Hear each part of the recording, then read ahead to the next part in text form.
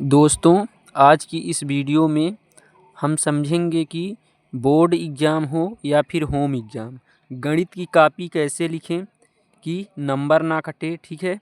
और जो भी सवाल है यदि नहीं बन रहा तो हमें उसमें 2 से 1 नंबर कैसे मिल सकता है। यदि 4 नंबर का क्वेश्चन है, 4 से 5 नंबर का, तो उसमें 2 नंबर कैसे मिलेगा, या फिर 3 या 2 नंबर का क्वेश्चन है तो 1 नंबर कैसे मिलेगा।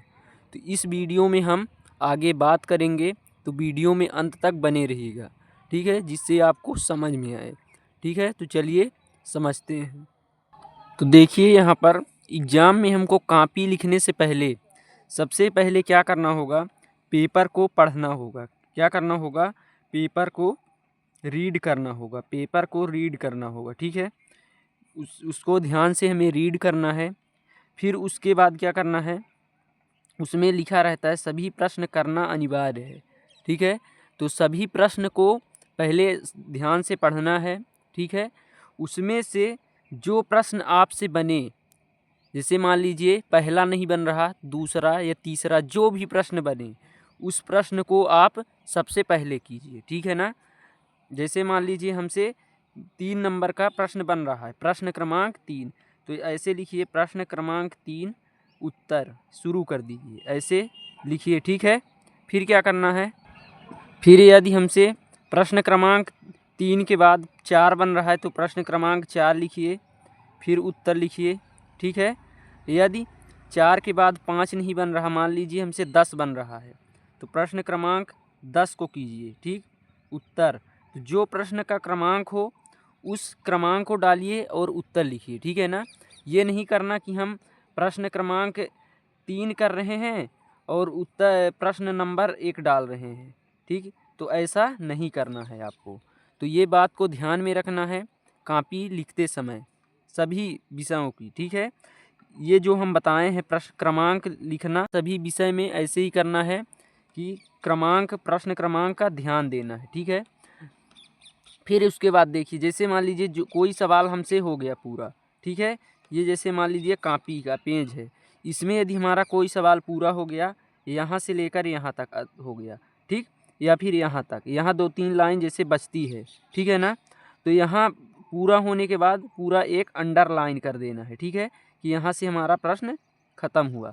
फिर यहाँ से नहीं शुरू करना है। यदि 3 पेज बचा, 3 लाइन बची है, तो वहाँ से हमको नहीं शुरू करना है, फिर अगले पेज से स्टार्ट करना है, प्रश्न क्रमांक डाल के उसी प्रकार हल करना है। ठीक है ना। तो इस प्रकार आपको समझ में आ गया होगा कॉपी कैसे लिखना है। ठीक है, अब देखिए एक बात और ध्यान में रखिए, जैसे मान लीजिए कोई सवाल हल कर रहे हैं, जैसे मान लीजिए उदाहरण के लिए है, उदाहरण के लिए समझिए, x + 5 = 2 है। ठीक है, -3 + x, ठीक, मान लीजिए 2x है। तो अब इसको मान लीजिए हल करना है, क्या करेंगे, इसमें बराबर जो है उसको ध्यान में रखना है। जैसे मान लीजिए यहाँ पर 2x है, ये x इधर आएगा तो इधर -x हो जाएगा। ठीक है, अब देखिए यहाँ बराबर है तो बराबर इसी के सामने लगाइएगा। ठीक है, या कि यहाँ नहीं लगाना है, तो इसके सामने लगाइएगा जिससे कि देखने में सही लगे। ठीक है, 2 में 3 घटेगा -1, ये +5 आएगा -5, फिर 2x में x घट गया, x बचा बराबर -6। तो इस प्रकार x का मान -6, मतलब ये ध्यान रखना है कि बराबर में हम लिखें। ठीक है, कहीं आगे कहीं पीछे ऐसा हमको बिल्कुल नहीं लिखना है। अब देखिए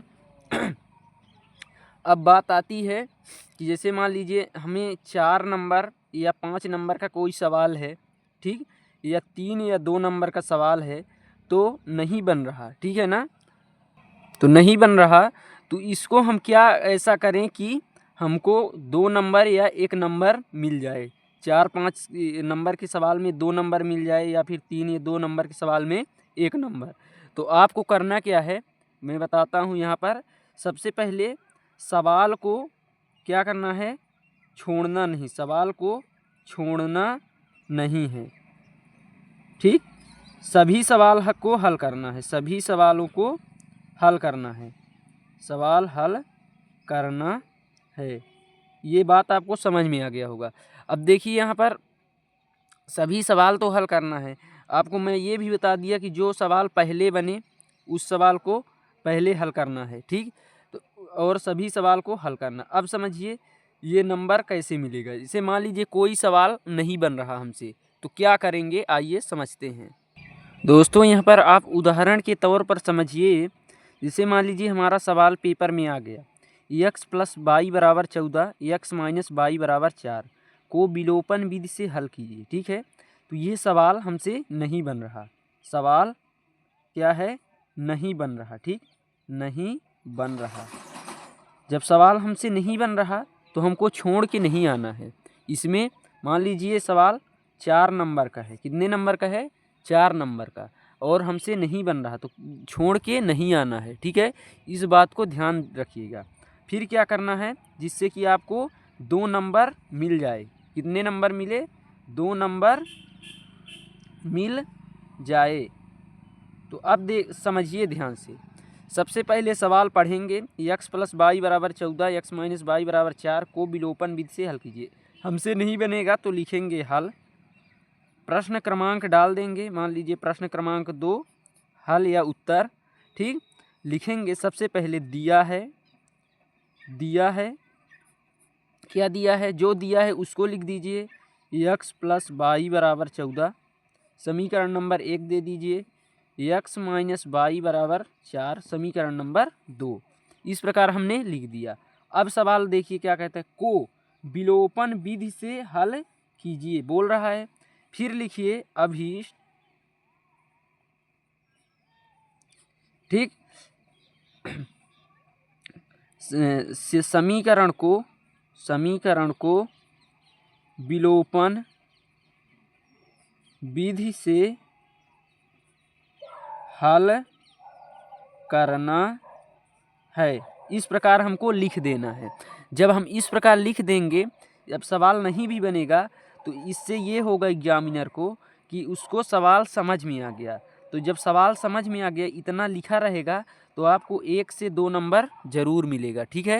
ये गणित की कॉपी में ऐसा होता है। तो इस बात को ध्यान रखिएगा।